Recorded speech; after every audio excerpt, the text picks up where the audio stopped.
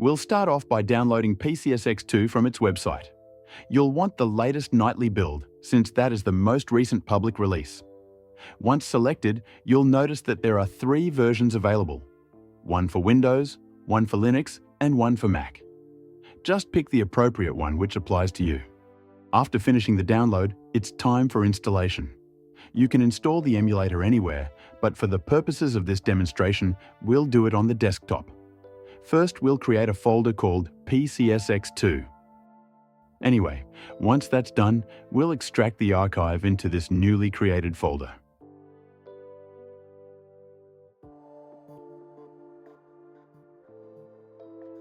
Now it's time to get the system files. Without these, the emulator won't function at all. In case you're wondering, the PCSX2 developers can't include these files since it's technically illegal to do so. Once downloaded, we can extract the system files into PCSX2. It comes in a folder, so just copy what I do. The most common games you download are in the ISO format. These are just standard image files, by the way.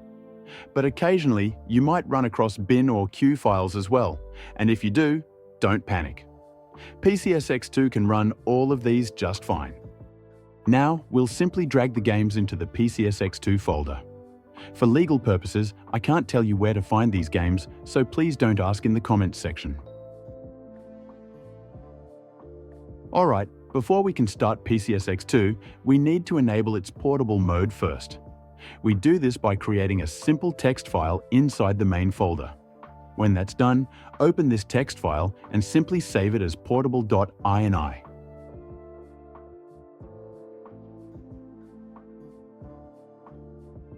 This will transform it into a config file.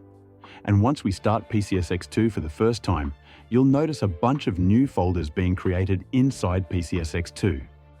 In case you're wondering why this is even necessary, portable mode makes the installation of texture packs much simpler, and we'll get to that later.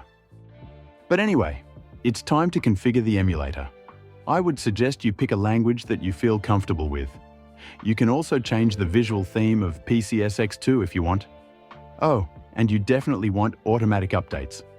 Next, you'll notice that we have 3 different BIOS or system options. I personally prefer the US version since all of my games are US NTSC. Now we'll add our games to the emulator. All that's required is to direct PCSX2 to where your games are installed. When it asks to scan recursively, just say yes. While PCSX2 can work with mouse and keyboard, the time and process to get it functional is almost not worth it. Just plug in a controller and let the program set it up automatically for you. It's just so much simpler, in my opinion. Once the basic setup is completed, the main viewing screen will launch. You may have different games installed, obviously, but you can start playing any of them by simply double-clicking on their titles. However, there's still work to do. I would start by changing to a grid view. Now, you'll notice that the list view shows more information. However, there is a very good reason why you may prefer the grid view. It's time to configure the default settings for PCSX2, and these will be applicable to every game running on the emulator. And there are a few important options, so pay attention please. Under Interface, make sure to click on Hide Cursor in full screen. This will basically make the mouse cursor invisible when a game is running. If you want, you can also allow games to start in full screen, but I usually don't do this. Under Emulation, there are 2 settings I usually enable, and these are Game Cheats and VSync. Without VSync, games will have severe screen tearing, so there's no reason to keep it off. Now we come to the most important part, which is the graphics. The renderer is crucial, and 95% of the time, Vulkan is the best option. A few games work better with DirectX 11 though, like the Need for Speed series. The next setting to change is the aspect ratio. Honestly, most games have widescreen patches on PCSX2, so 4:3 is hardly needed anymore. And since we're on topic, PCSX2 has a generic widescreen option here at the bottom of the screen, but it's better to do it on a per-game basis. However, I would advise that you use the no interlacing patches. I forgot to enable it while recording, but it's actually very useful. Essentially, it may help to remove blurriness or ghosting when upscaling some games. Under the Rendering tab, resolution should be dialed to 1440p at least. The image will be nice and sharp if you do this. I would recommend that you change the blending accuracy to high as well. There used to be a lot more things you needed to tweak, but the developers have simplified the emulator quite a lot, so we're basically done with default graphics.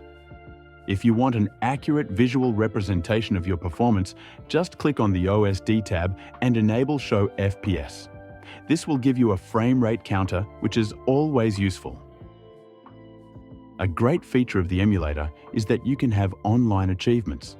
So under the Achievements tab, you can enable it first and then follow the link here to Retroachievements.org. The website will make it easy to sign up, and as long as you have an email, the process is really simple. When that's done, simply log in with your chosen account name and password, and you're done. You will get asked to enable hardcore mode, but bear in mind that you can't use save states in hardcore mode. It's up to you, but I prefer not to use it. Now you'll discover why the grid view is so much better. PCSX2 has the ability to scrape the internet for video game covers, and this website probably has the best database available, so we'll scroll down until we get to this URL. Simply copy it like so and head back to PCSX2. Once there, head on over to the cover downloader. Then paste the URL in the box, being mindful to use title file names. The emulator will now download covers for the games in your library. The view screen looks a lot more engaging now, and it has a personalized feel to it, which I approve of wholeheartedly. And if you so prefer, the size of your covers can be enlarged as well. Play around until you find what you like. If you right-click on a game's profile, you can access its properties. Now, this is crucial if you want to change settings that will only affect that particular game. But even more importantly, you can access custom patches. This can only be done through a game's properties, and essentially, this will allow you to enable things like widescreen or progressive scan, for example. Incidentally, you can also access properties while running a game, and this may actually be preferable because you get live feedback from making changes. Before moving on, I should tell you guys that PCSX2 has a wiki, and it allows you to check for any possible issues that may affect games you want to play. If you want more information on how to apply these fixes, I have made this very helpful guide for God of War. Just use it as a template for any game that exhibits unexplainable issues. And now we can cover how to install texture packs. Since portable mode is enabled, it will be relatively easy to do. I'm going to download a texture pack for Primal, and it can easily be found if you just Google it. But GBA Temp is most likely to host it. Before we can install the texture pack, however, we need to set the game up first. You go to Properties, then go to Graphics, and finally click on the Texture Replacement tab. From there, enable Dump Textures. The next step is to run the game for a few minutes, which will create a relevant folder inside the Textures folder. In case you're a bit confused, the Textures folder is inside PCSX2, and the newly created Dump folder is here. When the texture pack is finished downloading, I can simply install it as shown. Just copy what I do.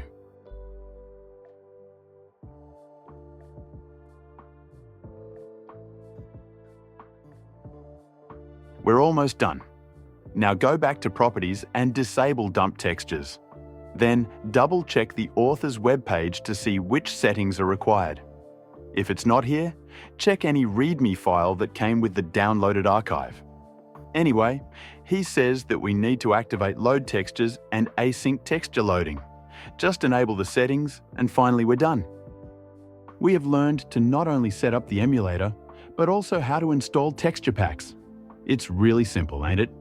To play in full screen, press Alt plus Enter or double-click the in-game area. Now we're done. If you found this tutorial useful, please remember to give a like. It really helps with the algorithm. Thanks for watching and have a nice day.